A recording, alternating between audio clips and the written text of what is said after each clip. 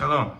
In today's video on Misnomers in the Torah, we're going to discuss the knowledge that our rabbis Chazal had and how over-encompassing is it and how much must we agree. Now, Chazal, in their Torah knowledge, when their description of events or their telling of halacha, that's not something we're going to disagree with. Now, a lot of times they'll say something happened that didn't actually happen, and that's because we understand it allegorically.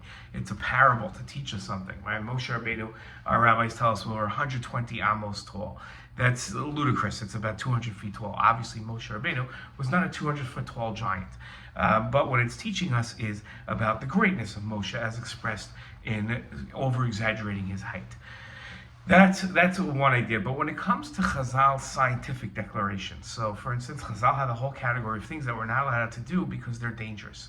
What happens in the case where our rabbis say something is dangerous based on scientific knowledge, and then it turns out that they were incorrect, that there is nothing dangerous? An example of this is eating meat and fish together. Our rabbis felt that that was dangerous. Now today, scientists tell us there's nothing dangerous about eating meat and fish together. So can we say our rabbis were incorrect?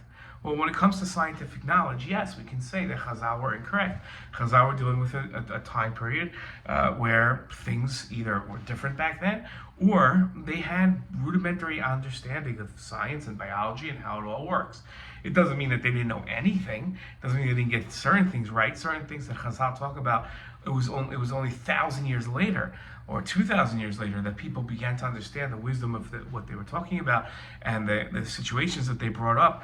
And people that even modern scientists at the time couldn't contemplate such an idea, but then later on realized that what they were saying had applications.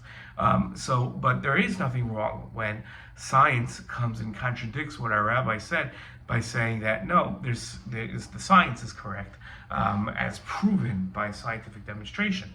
That's the idea, and it's incorrect to say that no matter what the rabbi said, because they were our rabbis, they were 100% correct when it comes to science. Halacha, Jewish law, yes. Science, no. Shalom.